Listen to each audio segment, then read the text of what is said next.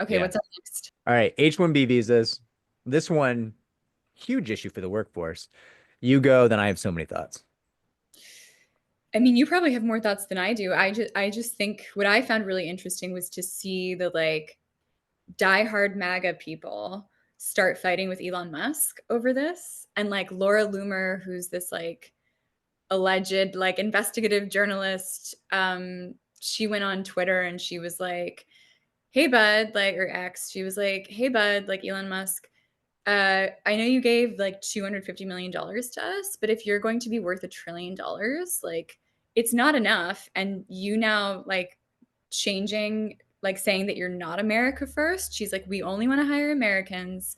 Like, what are you saying? You're just saying this to benefit your companies. You didn't donate enough to the campaign to be like from your net worth to actually make this make it worth our while to back you on this.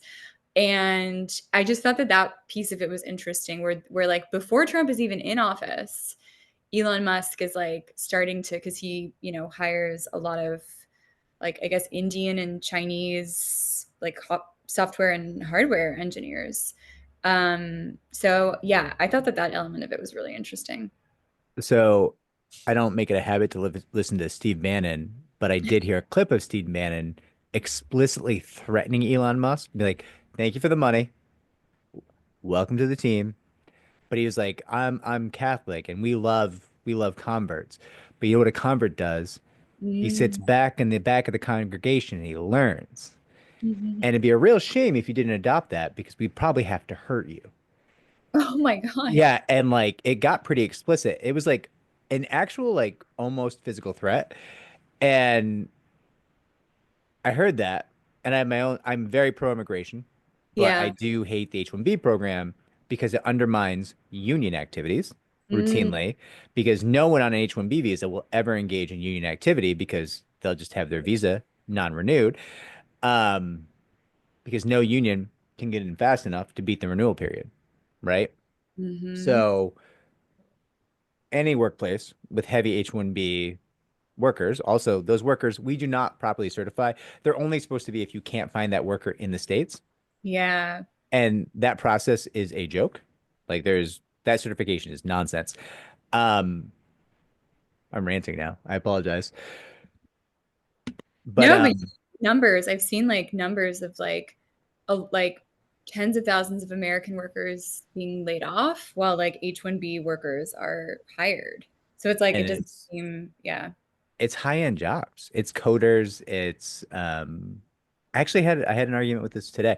Somebody was like H-1B is very prestigious, and I was like, it can be for like 5% if you're like really amazing at what you do and you have a specific skill set that nobody has in the States, but like that's rare. Like that's most of these people are run-of-the-mill coders who will shortly be replaced by AI anyways. And it's just we have so many immigration status cases where it's people telling, hey, you might want to like play ball because we can just cut your visa.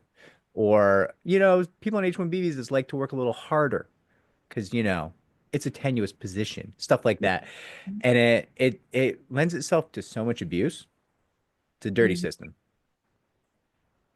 What do you think is going to happen? I mean, I think Elon Musk already won. Didn't Yeah, Trump essentially say, I'm with Elon on this one?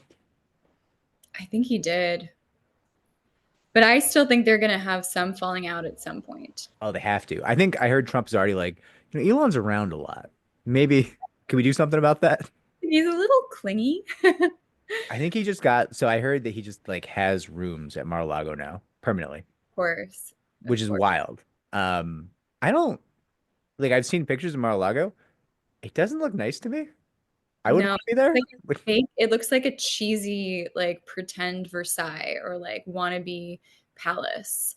I don't know. It Great just, metaphor. yeah.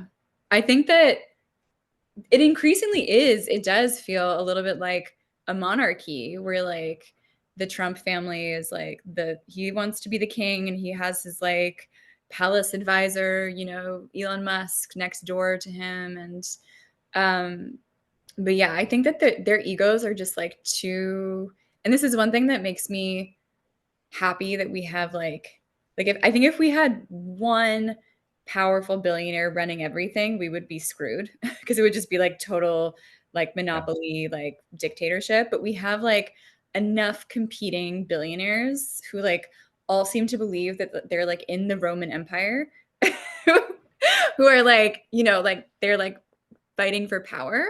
So in this strange way, I think that actually protects us a little bit because we have more options. I agree with that. It scared me a little bit when Zuckerberg was like he kowtowed essentially to Elon. Yeah. But I do notice that Bezos is being very grumpy and very like surly about the whole thing. Yeah. Perhaps to your point, that gives us hope.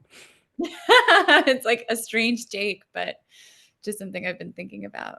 Um, yeah, so we'll see. Do we have Very one? exciting. We have one more, Do we? or was it just H-1B? Was it the last one? I think this was the last one.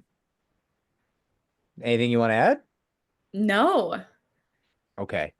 So we're going to be doing this weekly. It was very quick. Well, it wasn't that quick, actually. It went pretty long.